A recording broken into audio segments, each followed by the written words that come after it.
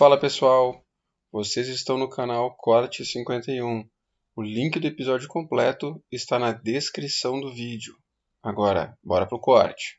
Filosofo-nato. Cara, a proposta mãe da filosofia é preparar a gente para esse naipe de discussão, né? Se você pegar o estoicismo lá na origem, pô, tu estudou estoicismo pra caraca, qual é a proposta estoica? Que, velho, vou te preparar para todos...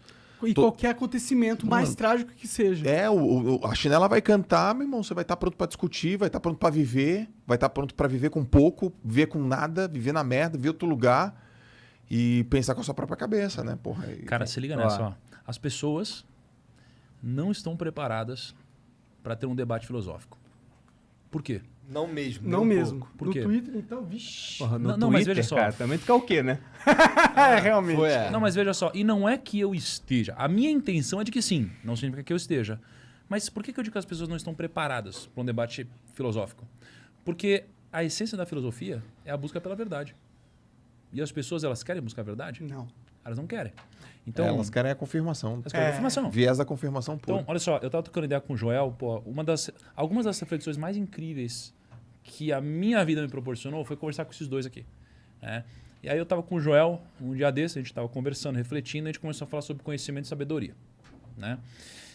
E o conhecimento, ele muitas vezes é o excesso de informação, é o acúmulo de informação, é o acúmulo do que você estuda. Né? E a sabedoria não tem a ver com conhecimento, a sabedoria tem a ver com uma postura. Com a postura de você entender que você não sabe tudo. Né? É igual o Joel tá fazendo agora, ele sabe pra caralho, tá segurando um monte de coisa, com certeza não tá falando e tá só... Puta, isso aqui faz sentido e tal. E daqui a pouco ele vai cuspir um monte de coisa, se prepara. Então, nessa cabeça... De né, intelectual, pós-graduado. Nessa cabeça da sabedoria, de entender que a gente não sabe tudo, tem um cara que talvez tenha sido uma das pessoas mais sábias da história, que foi Sócrates. Eu ia falar do Sócrates. Porque o Tem Sócrates... um ponto interessante sobre isso. Olha a história sobre Falou, Sócrates. só sei que nada sei. Eu acho que é dele essa Foi. frase. Cara, só sei que nada sei. Mas O esse é um Sócrates resumo cara- muito grande da Da história obra, dele. é. Até de como ele morreu. Pode... Eu tô ligado, tô ligado. Posso fazer meu storytelling? Claro, claro. Porque o bagulho tá vindo. O bagulho Manda tá aí, vindo. manda aí, só. Calma aí. E o Sócrates, cara, ele é um cara que andava na praça, mano.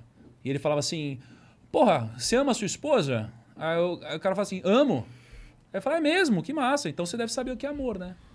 Aí fala, sei. O que é amor? Ah, é tal coisa, tal coisa, tal coisa. Aí fala, ué, mas amor é isso? E ele ficava fazendo pergunta o tempo todo. Aí o cara fala, porra. Aí ele ficava puto.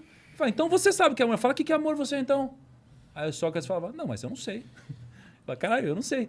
E aí ele só questionava. Por quê? Porque ele tinha uma postura de sábio, de que não afirmava as coisas. E ele teve tanto essa postura que na vida você encontra livros de Platão, você encontra uma série de livros, mas você não encontra um livro de Sócrates. Por quê? Porque ele nunca escreveu um livro. Não deixa isso. E ele nunca escreveu um livro por quê? Porque ele nunca acreditou que ele saberia tudo a ponto de registrar isso de alguma forma e acreditaria que passaria através da tradição oral. E no final da vida de Sócrates, o que aconteceu foi que ele foi aprisionado porque ele tinha questionado os deuses e tinha questionado uma série de coisas. Toda a status quo da sociedade grega na época. Foram 3 entendeu? condenações. Ele introduziu novos deuses, corrompeu a juventude e por conduta antipatriótica. Foi Mas condenado a por um verdade júri é de que 500 os caras viram que ele pessoas. estava crescendo politicamente, tinham medo dele como inimigo político e quiseram cercear ele. Mas a história de Sócrates tem um ponto anterior ao que o Thiago falou que é muito interessante. Por que ele começou a indagar as pessoas? Um dos alunos dele, se não me engano foi Xenofonte, foi um dos caras que deixou escrito os ensinamentos de Sócrates, né? Assim como Platão. Pode Ele crer. foi até o oráculo de Delfos, que era o oráculo mais importante da Grécia, e ele perguntou no oráculo, quem é o homem mais sábio? E o oráculo de Delfos eram uns deuses gregos se comunicando com a humanidade. E eles falaram, é Sócrates. Ele chegou pro Sócrates e falou, você é o homem mais sábio. Ele falou, eu sou o homem mais sábio? Se eu sou o homem mais sábio, então tenho que começar a conversar com outros sábios para chegar à verdade. Então ele ia conversar com os caras, fazia um monte de pergunta, devia ser um mala, né? Não é tão bom assim conversar com uma pessoa assim. Método Chato. socrático. Exato. E aí o cara acabou sendo condenado a beber veneno, né? Então, A própria morte, ao suicídio. Aí, só pra pegar esse final, cara, já que a gente tá falando da filosofia e das pessoas não buscam, não estão preparadas para um debate em prol da verdade, cara, Sócrates teve uma decisão. Porque ofereceram para ele a possibilidade de falar assim, cara, se você quiser se salvar dessa, é só você admitir que o que você fez é uma calúnia, é pedir desculpa e nunca mais fazer isso. O que ele fez, mano? Tomou veneno e morreu.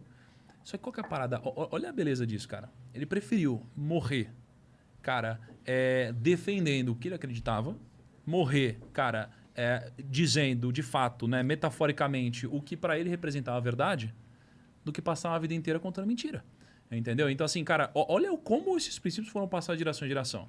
Por isso que eu digo que a gente não está preparado para ter um debate filosófico. Como que a gente prepara essa sociedade? Porque eu acho que é importante, porque a partir do momento que a sociedade não pensa sobre pensar, não pensa. Caralho. Quê? Calma, vamos refletir nessa. Ó, O que é a consciência? eu vejo um problema grande, por exemplo, na hora que você vai entrar em algum tipo de discussão. Até dando exemplo do Bitcoin.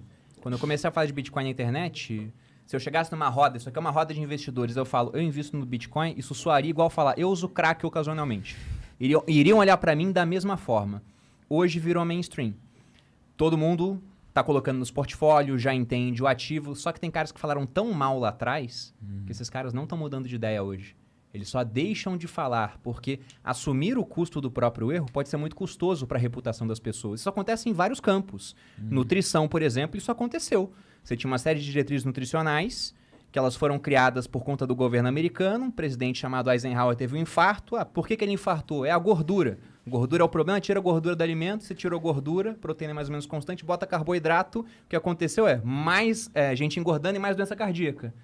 E aí, como é que volta atrás agora se todo mundo construiu carreiras falando que esse era o problema? Aí o Taleb, o Nassim Taleb é um autor que eu gosto, ele tem uma frase que ele diz que a ciência evolui de funeral em funeral. Então, quando esses caras que consideram carreira dentro de um argumento errado morrem, você abre espaço para que novas pessoas com novos argumentos surjam. Mas o ser humano, em ponto de discussão, essa questão do Sócrates acontece hoje. Só que em vez de tomar veneno, você é cansado em rede social. Sim, e esse é o meu erro, porque eu não entendo isso e, portanto, eu acabo tomando veneno, é isso? Cara, o Joel citou o estoicismo.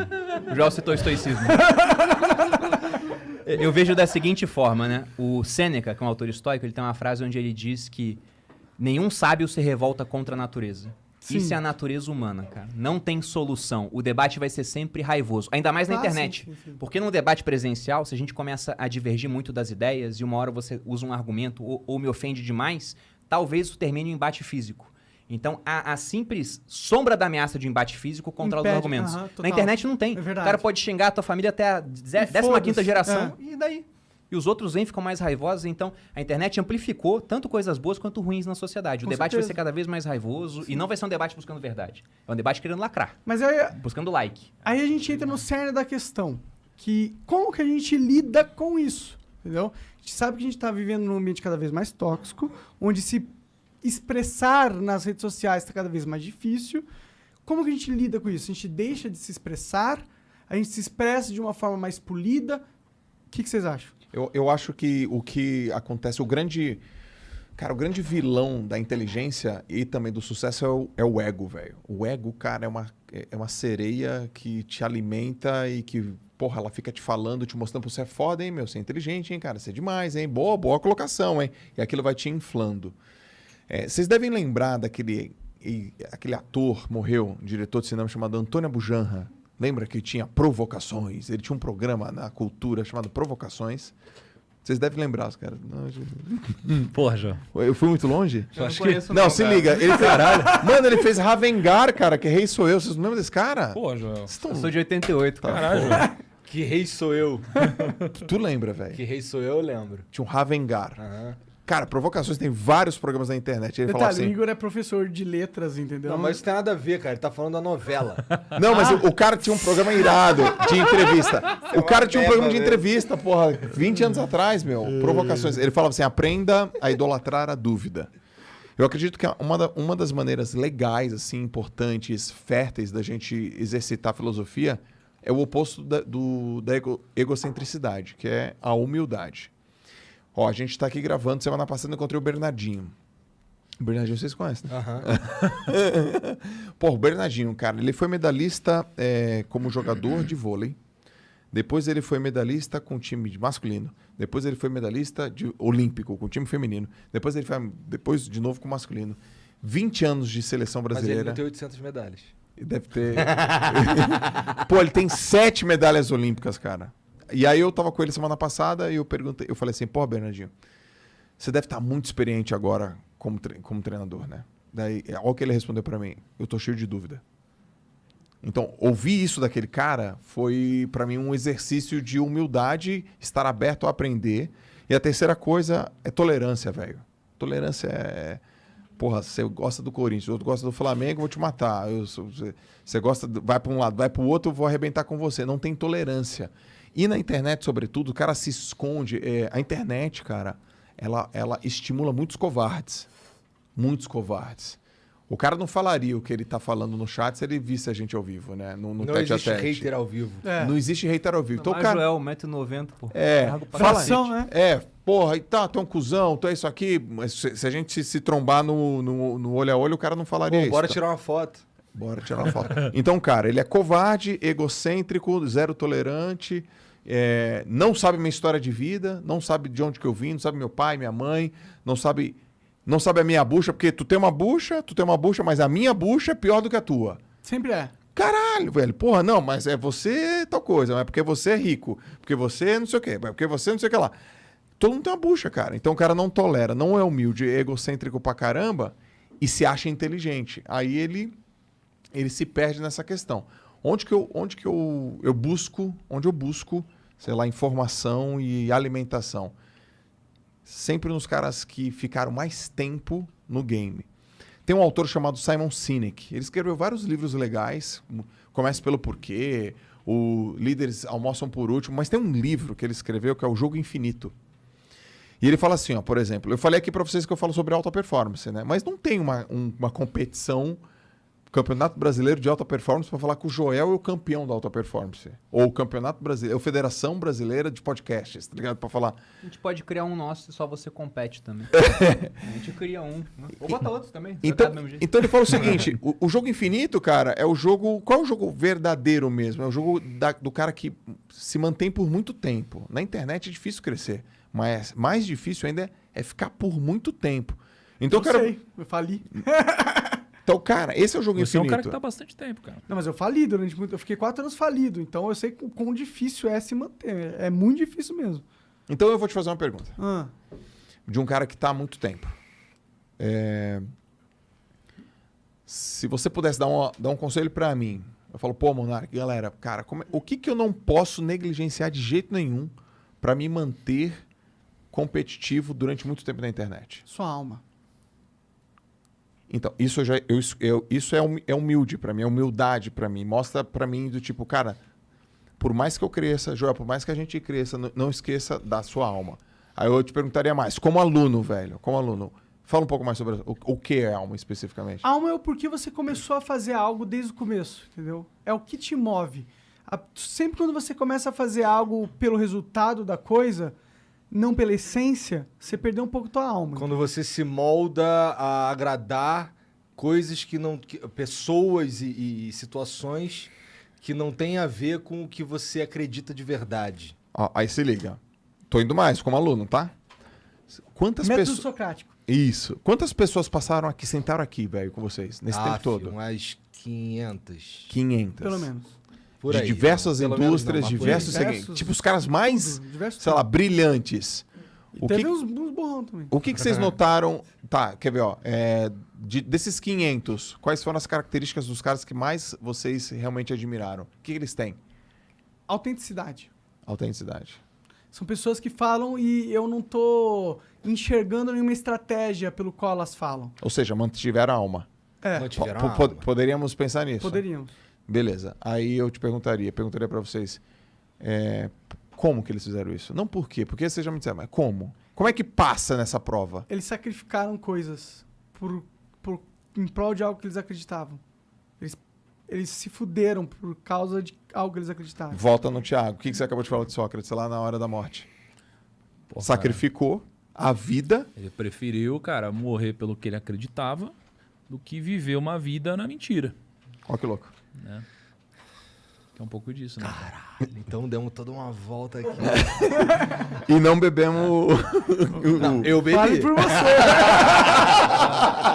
E sabe o que é muito louco? Que a gente pode ir o quanto for, a gente pode avançar o quanto for. A gente sempre vai voltar para algo que já estava na história. Sempre, mano, sempre. A gente sempre quer inventar uma coisa nova. Uma vez eu aprendi com esses dois aqui, eu aprendo muito com eles, aliás. Aprendi o seguinte, cara, que... se você for ler alguma coisa, que livro você vai escolher? O meu livro do Meu Milhão, ele é um dos livros mais vendidos do Brasil hoje, tá? Ano passado vendeu mais que Bíblia, foi o livro mais vendido do Brasil. Esse ano, acho que por autor nacional também deve continuar. O ano anterior também.